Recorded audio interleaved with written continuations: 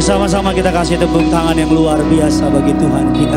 Sama-sama tundukkan kepalamu Tiberias, kita bersatu di dalam doa. Bapa dalam surga, dalam nama Tuhan kami Yesus Kristus, satu hal yang kami pegang, satu hal yang kami percaya, Tuhan Yesus tetap hidup. Allah yang kami sembah, Allah yang hidup, Allah yang tidak pernah meninggalkan perjanjian kasih setianya, Allah yang setia memelihara kebaikannya dari generasi kepada generasi. Kami berharap kepada Allah yang setia, Allah yang hidup, Allah yang telah mengorbankan anaknya yang tunggal untuk memberikan keselamatan bagi setiap kami. Terima kasih untuk hadirat-Mu yang suci, yang kudus, yang boleh kami rasakan pada siang hari ini. Sampai tiba saatnya Engkau memakai hamba-Mu Tuhan, sama seperti Engkau memakai para hamba Tuhan di tempat ini. Pakai lebih juga hamba-Mu untuk menjadi saluran berkat. Setiap kata kalimatnya Engkau kuasai, setiap kata kalimatnya berasal dari kerajaan surga. Setiap kata kalimatnya agar hanya nama Yesus saja yang dipermuliakan. Jaringan yang kami pakai Tuhan yang sucikan, Tuhan yang kuduskan. Jaringan yang kami pakai tanpa gangguan selesai sampai dengan acara sesi yang terakhir. Bahkan kami menolak, mematahkan, menghancurkan setiap kubu pertahanan yang dibangun untuk menentang pengenalan akan nama Yesus. Kami ikat, kami patahkan, kami hancurkan kuasanya di dalam nama Tuhan Yesus. Urapi hamba-Mu, setiap kata kalimat sungguh-sungguh berasal dari Tuhan. Allah Roh Kudus, Engkau disambut di tengah-tengah kami, masuk ke dalam hati dan pikiran kami, masuk ke dalam rumah keluarga kami, masuk ke dalam setiap keberadaan kami. Di dalam satu nama yang hidup, nama Tuhan kami Yesus Kristus. Setiap kita jemaat Tiberias yang siap diberkati firman Tuhan, sama-sama dengan bangga kita katakan amin. Kita kasih tepuk tangan yang luar biasa bagi Tuhan kita, saudara. Silakan duduk kembali, saudara. Haleluya, puji Tuhan. Terima kasih untuk kesempatan yang indah yang telah diberikan Tuhan Yesus untuk saya boleh melayani saudara pada sesi jam 2 siang ini. Terima kasih untuk kehormatan yang diberikan oleh Gembala Sidang Bapak dan Ibu Pariaji untuk kesempatan saya melayani pada live streaming Gereja Tiberias Indonesia. Terimalah salam dari mimbar ini. Shalom Tiberias. Masih bisa lebih besar lagi dari suara saya. Shalom Tiberias. Haleluya. Apa kabar semuanya saudara? Tuhan Yesus itu baik. Amin. Haleluya. Saya belum melihat di rumah saudara tangan-tangan yang diberkati Tuhan Yesus. Bisa lambaikan tangan saudara.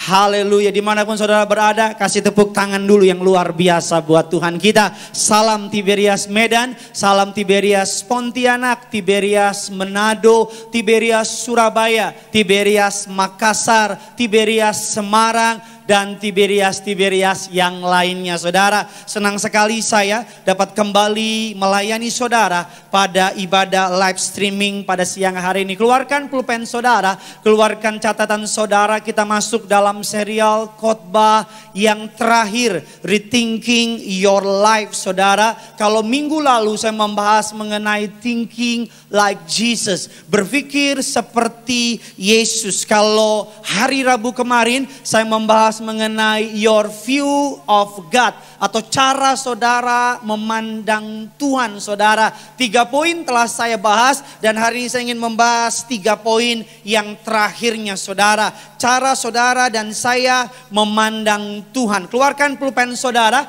keluarkan catatan saudara. Sama-sama kita akan belajar kebenaran firman Tuhan. Namun terlebih dahulu saudara yang di sana, yang di rumah, yang saudara, sama-sama yuk kita angkat Alkitab kita tinggi-tinggi. Kita akan sama-sama mengakui otoritas kebenaran firman Tuhan. Firman Tuhan tetap berkuasa dulu, sekarang, sampai selama-lamanya. Angkat Alkitab saudara tinggi-tinggi. Sama-sama ikuti doa saya. Dalam nama Tuhan Yesus Kristus, aku percaya Alkitabku ini adalah firman Allah yang hidup. Aku adalah sama seperti yang difirmankannya. Aku adalah sama seperti yang dijanjikannya. Aku yang terima firman Tuhan, hidupku tidak akan sama lagi. Yang percaya kita katakan amin. Haleluya saudara. Kita masuk dalam kebenaran firman Tuhan. 3 poin terakhir saya membahas kemarin, sedikit quick recap saudara, agar saudara yang tidak mengikuti saudara bisa melihat di channel YouTube channel Gereja Tiberias Indonesia. 3 poin yang pertama, ketika kita memiliki pandangan tentang Tuhan, cara kita memandang Tuhan akan sangat menentukan cara kita memandang kehidupan. Kalau saudara memandang Tuhan sebagai Tuhan yang tidak berkuasa, berkuasa. Kalau saudara memandang Tuhan sebagai Tuhan yang tidak memiliki kompetensi. Kalau saudara memandang Tuhan sebagai Allah yang mengerikan, Allah yang penuh dengan amarah dan sebagainya, maka cara saudara memandang kehidupan akan sama seperti cara saudara memandang Tuhan. Karena iblis pengen saudara memandang Allah. Iblis pengen saudara mempercayai bahwa Allah tidak berkuasa atas dunia ini. Bahwa Allah tidak memiliki kekuatan atas dunia ini. Padahal faktanya bahwa Tuhan tetap pegang kendali sampai hari ini. Katakan amin saudara. Yang pertama, kita sedikit quick recap saudara, sedikit melihat ke belakang. Yang pertama, ada 6 langkah untuk mengubah pikiran kita tentang Tuhan. Cara kita melihat Tuhan. Yang pertama dikatakan menerima kasih-Nya yang tanpa syarat. Allah mengasihi saudara sebelum saudara dan saya memutuskan mengikuti Yesus. Saudara dan saya sudah menjadi target operasi dari kasih-Nya. Saudara dan saya sudah menjadi pilihan dari kasih-Nya. Saudara sudah menjadi kesayangannya. Terlebih lagi ketika saudara memilih untuk mengikuti Yesus. Ada banyak orang mengajarkan kepada anak-anaknya bahwa Tuhan penuh dengan amarah, Tuhan penuh dengan emosi, Tuhan penuh dengan hukuman dan sebagainya. Bapak Pariaji mengajarkan kepada setiap kita bahwa mari kita cari Tuhan yang murah hati. Kita cari Tuhan yang mau menyelamatkan umatnya. Makanya Pak Pariaji bertemu dengan Tuhan Yesus. Saya percaya kalau saudara mengerti kasih Tuhan, maka saudara memiliki kemampuan untuk menghadapi kehidupan ini. Ada seorang ayah mengajarkan anaknya tentang Tuhan. Dia mengajarkan anaknya tentang Tuhan dengan cara yang tidak seharusnya. Ketika anaknya datang ke gereja, anaknya sedang melipat-lipat bulutin Tiberias. Papanya bilang, "Nak, itu bulutin Tiberias, nak. Jangan lipat-lipat, nanti Tuhan marah loh." Ketika anaknya lagi main-main, buka-buka Alkitab, mamanya bilang, "Nak, jangan buka-buka Alkitab, nak. Nanti Tuhan marah loh." Anak kecil ini bingung lagi, dia buka sepatunya, tutup sepatunya. Papanya sama mamanya bilang, "Nak, ini gereja, nak. Jangan buka sepatu, nak. Nanti Tuhan marah loh." Dan anaknya dengan enteng lihat mamanya, lihat papanya. Anaknya bilang demikian, "Ma, Pa, Tuhan tuh darah tinggi ya. Marah mulu, dikit-dikit marah mulu. Saya seorang ayah. Saya ingin apapun yang terjadi sama anak saya, dia lari sama saya. Apapun yang anak saya lakukan, dia datang sama saya. Sekalipun pelanggaran dia mungkin mengecewakan saya. Sekalipun perbuatan dia mungkin menyakiti saya. Tapi kalau ada apa-apa sama dia, saya mau dia lari sama saya. Saya mau dia datang sama saya. Saya mau dia cari saya. Dia nggak cari tetangganya, dia nggak cari temannya, tapi langkah pertama yang dia lakukan cari saya. Begitu juga perasaan Bapa di surga sama saudara dan saya. Apapun boleh terjadi, jangan cari dunia, cari Tuhan. Katakan amin. Yang kedua, ketika kita belajar mengenai kasih tentang Tuhan, melihat sudut pandang Tuhan. Yang kedua dikatakan menghargai kekudusannya. Menghormati kekudusannya. Ketika saudara memandang Tuhan, melihat Tuhan, saudara harus melihat bahwa kekudusan Allah, Allah adalah Allah yang kudus. Ketika saudara bertobat terima Yesus, saya mau bilang sama saudara, ada banyak orang berusaha mencapai standarnya Allah, gak akan pernah bisa. Karena hanya kasih Allah lah yang memampukan saudara dan saya untuk mencapai apa yang menjadi standarnya Allah. Apa sih agama? Agama adalah cara manusia mencari Tuhan. Apa sih kekristenan? Kekristenan adalah Tuhan yang cari manusia. Katakan amin. Kalau agama manusia mencari Tuhan. Semakin manusia mencari Tuhan dengan kemampuannya gak akan ketemu. Tapi apa kekristenan? Kekristenan Tuhan mencari manusia. Yesus datang ke dunia mati buat saudara. Kekudusan yang Allah miliki. Agar ketika saudara menerima dia, semua dosa, kesalahan, pelanggaran saudara, ketika engkau datang dalam pertobatan, kekudusan Allah ada dalam saudara. Yang ketiga, kita cepat saja saudara. Ketika kita bicara memandang Allah, Alkitab katakan yang ketiga, mempercayai penilaiannya.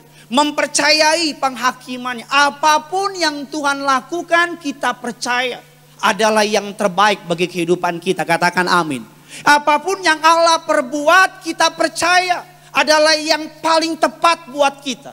Sebagai hamba Tuhan, saya harus jujur sama saudara. Seringkali saya nggak ngerti apa yang Tuhan sedang perbuat dalam kehidupan saya. Seringkali saya tidak dapat memahami apa yang Tuhan sedang lakukan. Tapi seringkali saya bisa menemui, bahkan berkali-kali saya menemui, kalau saya tidak dapat mengerti rencananya, saya tetap dapat mempercayai hatinya. Kalau saya tidak dapat mengerti apa maunya, saya tetap dapat mempercayai bahwa Allah dapat diandalkan. Apapun yang terjadi sama saudara hari-hari ini, miliki iman bahwa Allah tahu apa yang sedang dia perbuat. Dan Allah memiliki rencana yang indah atas saudara dan saya. Kita kasih tepuk tangan dulu buat Tuhan kita. Saya masuk dalam inti khotbah saya, bagian yang keempat, view of God, cara melihat Tuhan. Bagian yang keempat dikatakan bagaimana untuk melihat Tuhan dari sudut pandang yang Alkitab mau. Yang keempat adalah understand His timing. Mengerti apa? Waktunya. Memahami waktunya. Lagu yang sedang ngetrend di gereja kan. Waktu Tuhan pasti yang terbaik. Sama-sama yang di rumah. Kadang tak. Saya ngomong sendiri, nyanyi sendiri ya. Lewati cobaan, ku tetap percaya waktu Tuhan pasti yang terbaik. Waktu Tuhan pasti yang terbaik. Apapun boleh terjadi dalam kehidupan saudara, apapun yang sedang saudara nantikan hari-hari ini, isu dari orang-orang zaman sekarang adalah serba pengen cepet, serba pengen instan. Isu dari orang-orang zaman sekarang gak kuat sabar, gak mau sabar. Pengen segala sesuatu terjadi detik ini juga. Pengen segala sesuatu terjadi saat ini juga. Ada banyak orang gak bisa menunggu waktunya Tuhan. Tapi saya mau bilang sama saudara, waktu Tuhan tetap yang terbaik. Katakan amin. Kita buka kebenaran firman Tuhan. Mazmur 27. Ayatnya yang ke-14. Mazmur 27 ayat yang ke-14. Tiberias. Sama-sama kita baca. 3, 2, 1, ya. Nantikanlah Tuhan, kuatkanlah dan teguhkanlah hatimu. Ya, apa saudara? Nantikanlah Tuhan. Apa yang saudara sedang harapkan, nantikanlah Tuhan. Apa yang saudara sedang doakan, nantikanlah Tuhan. Apa yang saudara sedang inginkan, nantikanlah Tuhan. Apa yang saudara sedang rindukan, nantikanlah Tuhan. Karena apapun penawaran dunia, nantikanlah Tuhan. Apapun yang dunia tawar sama saudara, nantikanlah Tuhan. Apapun yang dunia beri sama saudara, nantikanlah Tuhan. Jangan tukar pengharapanmu kepada Tuhan dengan penawaran dunia. Katakan amin. Saya percaya memang pekerjaan yang paling tidak menyenangkan di dunia adalah menunggu. Pekerjaan yang paling tidak enak di dunia adalah apa? Menanti. Apalagi nggak tahu kapan. Tapi saya mau bilang sama saudara, kalau saudara dapat percaya sama orang yang memberi janji sama saudara, kalau saudara mempercayai manusia dan saudara yakin dia akan menepati janji sama saudara, kalau saudara bisa percaya sama manusia, kenapa nggak bisa bicara sama Tuhan? Kalau saudara bisa percaya kepada orang lain, kenapa saudara nggak bisa percaya kepada Tuhan? Kalau manusia saja yang terbatas dapat memenuhi janjinya sama saudara, apalagi Tuhan yang tidak terbatas. Katakan amin. Kalau manusia saja dapat memenuhi janjinya sama saudara, apalagi Tuhan. Tuhan pasti dapat memenuhi janjinya sama saudara dan saya. Katakan amin. Saya mau bilang sama saudara, hari-hari ini makanya makanan instan, makanan fast food, junk food yang serba cepat laku. Karena orang gak mau sabar. Orang gak mau nunggu prosesnya Tuhan. Orang gak mau sabar. Tadi siang saya ditelepon, tim saya saksinya. Ada seorang jemaat dari Tiberias di Palembang, tinggal sekarang di Palembang. Dari usia 9 tahun di Tiberias. Saudara menikah, menantikan keturunan. Sempat 3 bulan saudara, mohon maaf, tidak datang bulan. 3 bulan tidak datang bulan. Teman-temannya udah nikah, udah punya 2-3 orang anak. Teman-temannya udah kasih dia obat dan sebagainya. Cek ke dokter dan sebagainya. Tapi dalam kesetiaannya dia menanti Tuhan. Tuhan tidak hanya menjawab sesuai dengan kerinduannya. Tapi Tuhan menjawab berdasarkan melebihi dari pengharapannya. Karena kenapa? Dia rajin ikut yang namanya live streaming Bapak Pariaji. Ketika saya telepon dibilang, Pak, saya baru beres ikut perjamuan sama Pak Pariaji. Karena kenapa? Ketika dia menanti keturunan sama suaminya mengalami vertigo. Saking kuatnya vertigo sampai muntah-muntah. Pekerjaannya mengalami kemerosotan. Kadang-kadang dalam hidup ini kayaknya seakan-akan semua masalah menyerang dari sebuah penjuru. Seakan-akan semua masalah sedang menekan kita. Dan di situ saat-saat detik-detik kita untuk tetap mengandalkan Tuhan, mengharapkan Tuhan. Dia bilang sama saya, Pak Pendeta, terima kasih. Kenapa terima kasih? Karena dia cek ke dokter. Bukan hanya Tuhan kasih keturunan. Bukan 1, tapi berapa? 2. Kembar keturunan dia dapat. Dan ketika waktunya tiba, suaminya apa? Naik jabatan.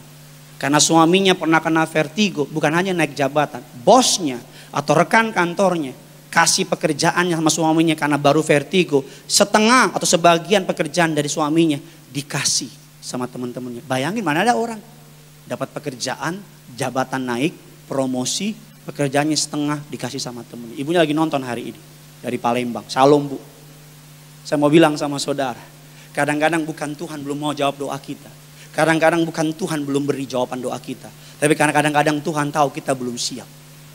Tuhan sadar kita belum siap. Tuhan, saya mau bilang sama saudara, kadang-kadang berkat Tuhan ketika diberi sama kita ketika waktunya belum siap. Saudara dan saya, hal yang baik diberi di waktu yang tidak baik akan menghasilkan hal yang tidak baik. Kadang-kadang berkat yang Tuhan beri kalau kita belum siap hanya menjauhkan kita dari Tuhan. Kadang-kadang ketika kita diberkati Tuhan, kalau kita belum siap, kita belum punya karakter yang siap, hanya akan menjauhkan kita dari Tuhan. Saya saudara menikah usia 33 sampai 34 tahun usia saya menikah. Saya berharap saya menikah usia 25 tahun. Tapi apa jadinya? 33 tahun saya menikah. Saya berdoa di usia 25 saya menikah. 27 saya menikah. Tapi Tuhan tahu yang terbaik buat saya. Kalau saya ketemu sama istri saya Amanda Zevanya di usia 25, saya ketemu sama dia, kita pasti bubar. Saya pasti akan sakitin dia. Atau dia sakitin saya. Kemungkinan besar saya yang sakitin dia. Ya kan saudara? Tapi saya belum siap pada masa itu. Ada banyak orang gak siap miskin. Tapi lebih banyak orang gak siap kaya. Gak siap kaya. Ada banyak orang, saudara saya mau bilang sebelum Tuhan kasih keturunan sama saudara. Tuhan lihat saudara belum siap. Tuhan lihat saudara masih berantem satu sama dengan lain. Saudara masih sibuk sama rumah tangga. Saudara masih saling egois. Kalau Tuhan kasih keturunan pada masa itu, belum siap. Seringkali isunya bukan Tuhan belum jawab. Tuhan menanti kita siap apa tidak. Saya selalu bilang, bagi kita orang percaya, kalau memang sudah waktunya, perihal kecil untuk Allah promosikan saudara, katakan amin. Bagi saya kalau memang Tuhan lihat saudara sudah siap, apapun yang saudara inginkan kalau memang sudah waktunya, Tuhan akan sediakan. Yang percaya kasih tepuk tangan dulu buat Tuhan kita saudara. Kita lihat kebenaran firman Tuhan. Pete Wilson mengatakan demikian. Seorang hamba Tuhan dalam bukunya yang mengatakan understand his timing. Saya terjemahkan dalam bahasa Indonesia. Hanya karena mimpimu mengalami penundaan, bukan berarti itu mengalami penolakan. Sebagai orang percaya, kita bukan hanya harus percaya kepada kuasa Tuhan, tapi kita juga harus berani percaya kepada kalendernya Tuhan. Saya ulang sekali lagi, bukan hanya percaya kepada kuasanya Tuhan, tapi kita juga harus percaya kepada apa? Kalendernya Tuhan. Dan kabar buruknya seringkali kalendernya Tuhan berbeda dengan kalendernya kita. Apa yang menurut kita urgent, gak urgent buat Tuhan. Apa yang menurut kita terburu-buru sekarang Tuhan, jawab sekarang Tuhan, jawab saat ini juga. Menurut Tuhan gak sekarang, gak saat ini juga. Apa kadang-kadang apa yang menjadi keinginan kita belum sesuai dengan kemauan surga. Bukan hanya kita berani percaya sama kuasa Tuhan, kita juga harus berani percaya sama kalendernya Tuhan. Katakan amin. Karena yang urgent buat saudara belum tentu urgent buat Tuhan. Rumah bagi saudara urgent, tapi bagi Tuhan mungkin belum waktunya. Mungkin bagi saudara jabatan promosi urgent, tapi bagi Tuhan belum waktunya. Kenapa? Karena bagi Tuhan yang urgent berbeda dengan yang urgent bagi dunia. Bagi Tuhan yang urgent itu apa? Bertobat. Itu nggak bisa besok, harus sekarang. Mengampuni, itu nggak bisa nanti, harus sekarang. Hidup dalam pertobatan, nggak bisa nanti sore, harus sekarang. Kalau saudara belum bertobat, tidak mengampuni, masih hidup dalam kenafsu, kedagingan dunia dan sebagainya. Kalau saudara nggak bertobat, nanti malam engkau mati, masuk neraka. Kalau nggak percaya, matilah kau. Coba gitu maksudnya. Tapi kalau saudara bertobat yang urgent. Kita buka kebenaran firman Tuhan. Saya merindukan jemaat Tiberias Gading Nias. Biasanya kalau tempat ini udah ketawa-ketawa, jungkir balik semua orang saudara. Tapi ini saya hanya dengan kamera. Kamera lihat saya lihat kamera. Kita memandang dengan kemesraan saudara. Yesaya 49 ayatnya yang ke-23. Mantap, ngomong sendiri, jawab sendiri. Diam sendiri, ngomong sendiri. Yesaya 49 ayat yang ke-23. Saudara sama-sama baca di rumah. Yuk Tiberias, 3, 2, 1, ya. Maka engkau akan apa? Mengetahui bahwa akulah Tuhan, bahwa orang-orang yang menanti-nantikan aku tidak akan mendapat apa? Mendapat malu. Sama-sama bilang sama saya, maka saya akan mengetahui. Sama-sama bilang sama saya, Yesus adalah Tuhan. Mengapa? Karena orang-orang yang menantikan Tuhan tidak akan mendapat malu. Ada seorang jemaat WA saya, anak choir, melayani Tuhan dengan setia. Berapa waktu yang lalu dia tulang punggung keluarga. Kabar buruk mendekat kepada dia. Kenapa? Dipecat, di PHK dari kantornya. Dia pulang ke rumah, ngomong sama mamanya, ngomong sama papanya. Papa mamanya bukannya sedih, papa mamanya bilang, percaya. Tuhan membuat segala sesuatu indah pada waktunya. Pada waktu itu anak muda ini gak bisa terima. Kenapa gak bisa terima? Karena dia merasa dia sudah melayani dengan setia. Dia sudah merasa telah memberi masa mudanya sama Tuhan. Dia sudah merasa telah melakukan bagiannya dengan setia. Kenapa Tuhan izinkan dia dipecat dari kantor? Secara manusia dia kecewa. Tapi tahukah saudara? Tanpa anak muda ini tahu bahwa Tuhan sedang memakai kejadian buruk itu untuk menyiapkan hal yang indah dalam hidup. Saya mau bilang sama saudara, bagi saudara dan saya anak-anak Tuhan, apapun yang direncanakan buruk oleh dunia kepada saudara, kalau engkau serahkan sama Tuhan, yang buruk akan Tuhan ubah mendatangkan kebaikan buat saudara. Yang percaya katakan amin.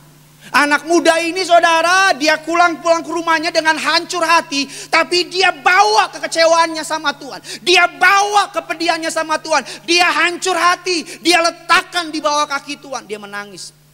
Berapa minggu kemudian ada yang namanya penerimaan kantor dari salah satu bank yang cukup terkenal di Jakarta. Dan yang menarik apa? Dekat rumahnya. Tapi ketika lihat saingannya, ada 1.600 orang yang daftar. Dia salah satu dari 1.600 orang. Tapi dia percaya, dia rajin perjamuan, rajin minyak urapan, rajin nyembah Tuhan, datang sama Tuhan. Dari 1.600 orang, beberapa yang keterima, salah satunya anak muda ini. Gaji yang lebih baik, jabatan yang lebih baik, dan kabar baiknya apa? 15 menit dari rumah.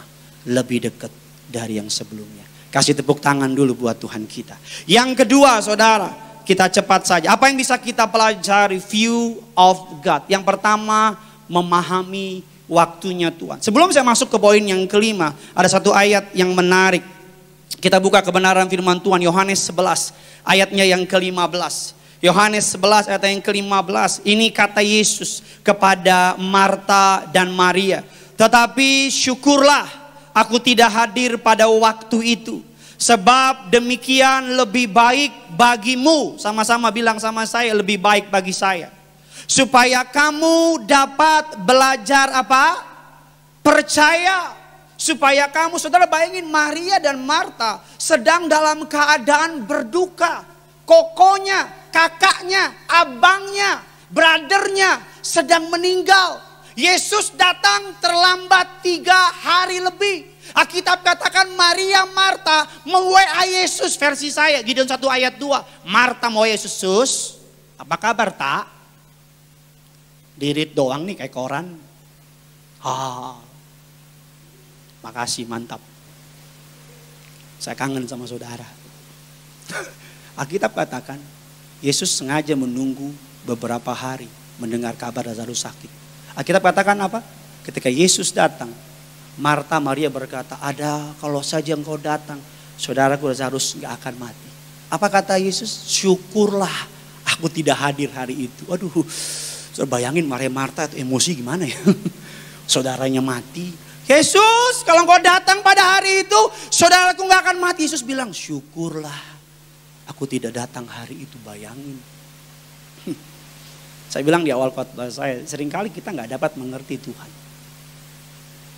Tapi puji Tuhan, sekalipun kita gak bisa mengerti Tuhan, kita tetap dapat mempercayai Tuhan. Amin. Kita tetap dapat mengandalkan Tuhan. Alkitab katakan, supaya kamu dapat belajar percaya. Hari ini apa yang kau nantikan? Hari ini apa yang kau doakan? Jangan tukar dengan apapun. Percaya, Ia membuat segala sesuatu mantap. Gak ada yang ngomong, indah pada waktunya. Yang kelima, kita lihat kebenaran firman Tuhan. Bagaimana saudara saya dapat mengerti apa yang menjadi sudut pandang yang Tuhan ingin saudara miliki mengenai Dia. Dikatakan yang kelima adalah menghormati kuasanya. Respect His strength. Menghormati kuasanya. Mazmur 37. Ayatnya yang ketiga sampai dengan ayatnya yang keenam. Percayalah kepada Tuhan dan lakukanlah yang baik. Diamlah di negeri dan berlakulah setia. Dan bergembiralah karena Tuhan. Maka Ia akan memberikan kepadamu apa yang diinginkan hatimu. Ayat yang kelima, serahkanlah apa?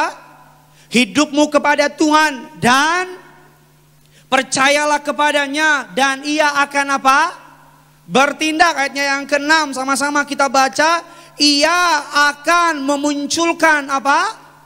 Kebenaranmu seperti terang dan hakmu seperti apa? Seperti siang. Alkitab katakan saudara dan saya bukan hanya mempercayai waktunya, tapi saudara dan saya menghormati kuasanya. Kalau saudara tahu Dia Tuhan, kalau saudara tahu Dia berkuasa, kalau saudara tahu Dia dulu pernah tolong saudara, maka saudara tidak akan pernah berpikir mencari pertolongan di luar dari Yesus. Katakan amin. Hari-hari di masa pandemi ini banyak orang berusaha mencari jalan keluar di luar Yesus. Alkitab katakan demikian, sama-sama kita buka Yesaya 31. Ayatnya yang pertama dan ketiga. Yesaya 31 ayatnya yang pertama, kita lompat ke ayat yang ketiga. Sama-sama yuk kita baca. 3, 2, 1, ya. Celakalah orang-orang yang pergi ke Mesir meminta apa? Pertolongan. Yang mengandalkan kuda-kuda. Yang percaya kepada keretanya yang begitu banyak, kepada pasukan berkuda yang begitu besar jumlahnya, tetapi tidak memandang kepada yang Maha Kudus Allah Israel dan tidak apa? Mencari Tuhan. Ayat yang ketiga sama-sama kita baca. Sebab orang Mesir adalah apa? Manusia bukan Allah. Kuda-kuda mereka adalah makhluk yang apa? Lemah, bukan roh yang berkuasa. Apabila Tuhan mengacungkan tangannya, sama-sama kita baca, tergelincirlah yang membantu, jatuhlah yang mereka sekalian habis. Apa saudara? Binasa bersama-sama. Maksud saya begini, menghormati kuasa Tuhan adalah dengan mempercayai Tuhan sanggup menyelesaikan masalah kita untuk kemuliaan bagi namanya. Bagaimana kuasa Tuhan dinyatakan pada hari-hari ini? Hari-hari ini saya pelajari kuasa Tuhan dinyatakan melalui sakramen perjamuan kudus dan minyak urapan. Yang percaya katakan amin. Saya mau bilang sama saudara, perjamuan kudus dan minyak urapan adalah kuasa yang Tuhan berikan kepada saudara dan saya di akhir zaman ini. Pak Paryaji nyebutnya murah meriah tapi nggak murahan. Sarana yang gratis tapi penuh kuasa. Saya ulang sekali lagi, sarana yang murah meriah tapi nggak murahan. Sarana yang gratis tapi penuh apa? Penuh kuasa. Ada seorang bapak namanya Bapak Bernard Silain. Punya anak bayi usia 9 bulan. Namanya Esther. Bayi Esther ini saudara usia 9 bulan, badannya biru. Dari ujung sampai semua biru. Kenapa? Karena pembuluh darahnya cuma satu, bayi Esther. Cuma satu pembuluh. Manusia normal punya 2 pembuluh darah. Bayi Esther ini saudara, 2 pembuluh darah cuma satu. Darah bersih, darah kotor, nyatu badannya. Badannya menjadi biru, tangannya membentuk kayak sendok begini. Kenapa? Karena cuma punya 1 pembuluh darah. Dibawa ke dokter usia 9 bulan. Dokter memvonis, merekomendasikan harus dioperasi. Kateterisasi jantung. Menurut dokter kemungkinan bersihnya, kemungkinan sembuhnya, kemungkinan punya pembuluh darah buatan 20%. Dokter bilang kalau umur setahun sampai umur setahun gak dioperasi pasti mati. Sama umur setahun. Bapak Bernard Silain, anaknya Esther, bayi Esther. Umur 9 bulan badannya biru. Saudara, badannya biru karena cuma 1 pembuluh darah. Bapak Bernard Silain ini menolak untuk percaya kata dunia. Tiap hari datang cari kuasa. Tiap hari datang kejar kuasa.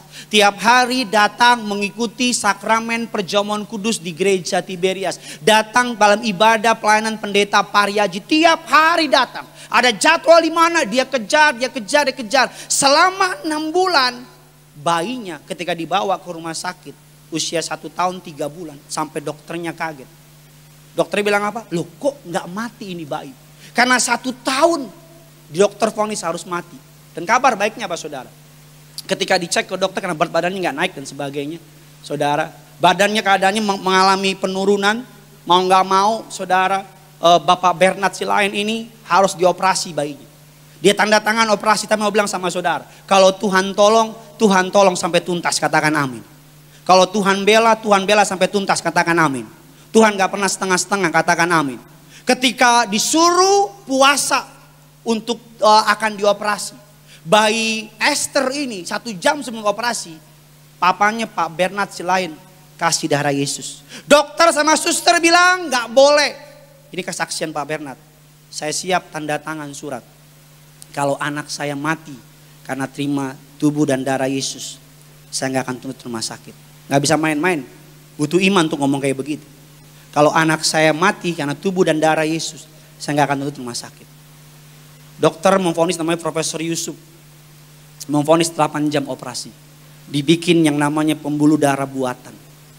Saudara, 3 jam dokternya keluar. Bapaknya Pak Bernard ketakutan. Karena cuma 2 kemungkinannya. Kalau terlalu cepat operasinya, yang pertama ada mukjizat. Yang kedua jangan-jangan anaknya sakit. Anaknya kenapa-napa. Ketika ketemu sama profesornya bilang, Pak, anak bapak sehat. Pak Bernard bingung, kenapa bisa sehat Pak? Lu kok bisa? Kok segala macam? Ini kata profesornya udah cukup senior saudara. Kardiologi anak. Apa kata profesornya? Selama saya jadi dokter. Belum pernah saya menemukan kejadian ini. Kejadian apa? Pembuluh darah yang tadinya 1, gak ada 2. Yang tadinya tidak ada, ketika kami cek yang tidak ada menjadi ada. Kasih tepuk tangan dulu buat Tuhan kita. Yang tidak ada menjadi apa? Menjadi ada. Pembuluh darahnya normal, panjangnya normal, posisinya pas. Yang tidak ada jadi ada. Semua sudah siap, alat operasi sudah siap, semua sudah siap. Melalui kuasa tubuh dan darah Yesus. Melalui kuasa pengurapan dengan minyak kudusnya. Yang tidak ada bisa menjadi ada dalam kehidupan saudara. Kasih tepuk tangan dulu buat Tuhan kita. Saya mau bilang sama saudara, jangan main-main sama kuasa di akhir zaman. Yang ada minyak, yang ada anggur, sungguh amat sangat berkuasa. Kemarin saya pergi sama istri saya, ketemu sama teman baik saya. Orang jemaat Tiberias. Keluarganya percaya betul sama minyak urapan perjamuan kudus. Singkat cerita, saudara, mamanya tiap kali suka kasih perjamuan kudus sama keluarganya. Singkat cerita, keluarganya ada beberapa keluarganya yang gak percaya sama perjamuan kudus sama minyak urapan. Sesat tuh, gak bener tuh dan sebagainya. Terus mamanya bilang, main-main kamu sama perjamuan kudus minyak urapan. Itu tubuh dan darah Yesus, jangan aneh-aneh kamu. Tetap aja gak percaya. Suatu ketika Tuhan kalau ingin memperkenalkan kuasanya, kadang-kadang caranya unik. Kenapa unik? Karena orang yang gak percaya itu yang cenderung malah meledek, anaknya muntah. Ketika anaknya muntah, karena anaknya nangis-nangis muntah saudara, mamanya lari datengin tuh anak. Kepleset di muntahannya. Kepleset di muntahannya, jatuh kepala di sini. Kepalanya jatuh saudara, dijahit. 11 jahitan, otaknya geser. Otaknya geser. Ada banyak orang gak jatuh, udah geser otaknya. Gitu dong, ketawa dong. Berdoalah pandemi ini segera berlalu gitu saudara. Otaknya geser. Udah kepentok, udah nangis. Karena apa? Udah hilang ingatan, udah gak bisa ngomong. Bayangin jatuh kepalanya saudara. Sebelah jahitan, udah lupa ingatan, udah gak bisa ngomong. Kepala kan pusatnya gitu. Gak main-main loh, makanya jangan sembarangan. Makanya saya mau bilang, menghargai kuasa Tuhan. Tuhan pakai Tiberias melalui kuasa minyak dan anggur, katakan amin. Singkat cerita, ini mamanya teman saya namanya Ibu Esther ada. Mamanya telepon, kalau mau sembuh saya kirimin perjamuan kudus dan minyak urapan. Namanya udah the power of kepepet. Bukan lagi kepepet tapi kepepet. Ini kepepet, ini kepepet. Udah kepepet, datang dikirimin perjamuan kudus via Gojek. Sampai di rumah, gimana cara doanya kata keluarganya. Ikutin, mamanya yang pimpin. Jemaat Tiberias kan misionaris semua. Iya kan? Ya kan, jemaatnya semua kemana-mana. Ayo, betapa, ayo, Kristus gitu. Telepon. Kesaksian mamanya, saya tolak dusta, Tuhan saksinya. Setiap kata kalimat saya Tuhan bertanggungjawabkan. Ketika beres, terima darah Yesus. Darah Yesus masuk ke dalam tubuh ibu yang jatuh, yang kepalanya geser itu, otaknya geser itu. Pas masuk, langsung bisa bilang, tante, apa kabar? Langsung bisa inget orang. Langsung bisa ngomong. Saya mau bilang, ayo daripada engkau capek-capek keluar sana cari kuasa. Di Tiberias yang ada minyak, yang ada anggur, tidak akan dirusakkan. Kasih tepuk tangan dulu buat Tuhan kita. Yang ketiga, yang terakhir saudara, papannya sudah diangkat. Kalau sudah suka datang ke Gading Nias sudah tahu ada papan tinju sudah diangkat saudara. Yang ketiga, yang terakhir, bagaimana untuk saudara dan saya? Saya mau bilang sama, jangan ulang kesalahan generasi sebelumnya. Generasi sebelum kita tidak mengandalkan Tuhan sepenuhnya. Hari ini generasi kita yang baru, andalkan Tuhan sepenuhnya. Saya mau bilang sama saudara, Alkitab katakan, lakukanlah ini, tubuh dan darah Yesus sebagai apa? Peringatan akan Tuhan. Kalau ada orang bisa makan obat sehari 3 kali, bisa makan obat sehari 5 kali, kenapa kita gak bisa perjamuan sehari 3 kali? Kenapa kita gak bisa lebih lagi percaya kepada tubuh dan darah Yesus? Kalau saudara bisa percaya kata dokter, kenapa saudara gak bisa percaya kata Alkitab? Kalau kata dokter dan sebagainya saudara bisa percaya, kenapa engkau gak bisa percaya Wahyu 6 ayat 6 yang ada minyak, yang ada anggur, tidak akan dirusakkan. Kalau engkau bisa percaya kata orang pintar, mengapa engkau gak bisa percaya? Darahnya tercurah buat saudara, pengurapannya disediakan buat saudara. Sungguh, minyak dan anggur di akhir zaman ini sarana yang Tuhan telah beri. Yang ketiga, yang terakhir, bagaimana saudara dan saya memandang Tuhan. Saya tutup serial khotbah saya tentang rethinking your life dengan poin yang terakhir. Enjoy His presence. Menikmati hadiratnya. Kita lihat kebenaran firman Tuhan. Mazmur 16 ayatnya yang ke-11. Engkau memberitahukan kepadaku jalan kehidupan. Di hadapanmu ada sukacita berlimpah. Di tangan kananmu ada apa? Nikmat senantiasa. Mazmur 42 ayatnya yang kedua. Seperti rusa yang merindukan sungai yang berair, demikianlah jiwaku merindukan engkau ya Allah. Dalam ayatnya Mazmur 27 ayatnya yang keempat. Satu hal yang telah ku minta kepada Tuhan, itulah yang kuingini. Diam di rumah Tuhan seumur hidupku. Menyaksikan kemurahan Tuhan dan menikmati bait-Nya. Versi bahasa Indonesia yang mudah dimengerti, versinya mengatakan demikian. Satu hal yang kuingini dari Allah, yang sungguh-sungguh menjadi kerinduanku, ialah berbakti di dalam rumahnya, hidup di dalam hadiratnya sepanjang umurku, bersuka cita atas kesempurnaan dan kemuliaannya yang tiada taranya. Alkitab katakan saudara dalam Mazmur 27 ayat yang keempat, Daud meminta satu hal kepada Allah. Yaitu apa? Dia berkata satu hal yang kuminta dan itu yang kuingini. Diam di rumah Tuhan seumur hidupku. Ketika Daud menulis ayat ini, Daud dalam peperangan dengan musuh-musuhnya. Ketika Daud menulis ayat ini, Daud dalam masa sukar. Ketika Daud menulis ayat ini, Daud dalam keadaan dikepung oleh masalahnya. Daud tidak meminta kematian atas musuhnya. Daud tidak meminta kemenangan atas masalahnya. Daud tidak meminta pembelaan atas keadaannya. Tapi Daud meminta apa? Hadirat Tuhan. Hadirat Tuhan. Hadirat Tuhan. Selalu saya mau bilang sama saudara, satu-satunya tempat yang iblis gak bisa jangkau adalah hadirat Tuhan. Satu-satunya penyakit yang gak bisa menjangkau adalah hadirat Tuhan. Satu-satunya yang tidak dapat dijangkau oleh ketakutan adalah hadirat Tuhan. Satu-satunya yang kekhawatiran tidak berdaya atasnya adalah hadirat Tuhan. Satu-satunya yang namanya kemiskinan, kebangkrutan have no power atasnya adalah hadirat Tuhan. Karena dalam hadirat Tuhan kita menyadari Tuhan kita lebih besar dari masalah kita. Karena dalam hadirat kita menyadari tantangan boleh ada, masalah boleh ada. Tuhan yang kita sembah setia kepada kita. Alkitab katakan dalam Lukas 10 ayatnya yang ke-42.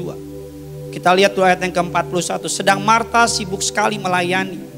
Ia mendekati Yesus dan berkata, Tuhan, tidakkah engkau peduli bahwa saudaraku membiarkan aku melayani seorang diri? Suruhlah dia membantu aku. Kita lompat ayat yang ke-42. Sama-sama kita baca Tiberias. Tetapi hanya satu saja yang perlu. Maria telah apa? Memilih bagian yang terbaik yang tidak akan diambil dari, sama-sama bilang sama saya, bagian terbaik. Sama-sama bilang sama saya, yang tidak akan diambil daripadaku. Hartamu bisa diambil daripadamu. Jabatanmu bisa diambil daripadamu. Teman-temanmu bisa diambil daripadamu. Tidak dengan imanmu kepada Yesus. Tidak dengan pengharapanmu kepada Yesus. Dalam ayat yang ke-40, kata sibuk sekali melayani menggunakan dalam bahasa Yunaninya. Menggunakan kata peris pato. Ketika saya baca artinya, saya diberkati. Sibuk melayani peris pato artinya apa? Dijauhkan. Dipisahkan. Karena kalau udah jauh dari Tuhan, kalau udah dipisahkan dari hadirat Tuhan, hasil dari jauh, hasil dari dipisahkan akan apa? Bingung. Ada yang namanya roh kebingungan. Hari-hari ini iblis gak akan muncul dengan yang namanya hal menakutkan. Iblis akan buat saudara sibuk sama pelayanan. Iblis akan buat saudara sibuk sama pekerjaan. Iblis akan buat saudara sibuk sama tokomu yang rame. Iblis akan buat saudara sibuk sama job yang banyak. Karena kenapa? Karena ketika engkau udah mulai sibuk, perispato, engkau mulai dipisahkan dari Tuhan. Engkau mulai apa? Dijauhkan dari Tuhan. Dan efek dari pisah dari Tuhan, efek dari jauh dari Tuhan apa? Bingung. Mau buat apa bingung? Mau bikin apa bingung? Mau lakuin apa bingung? Izinkan saya ngomong ini sama saudara sebagai hamba Tuhan.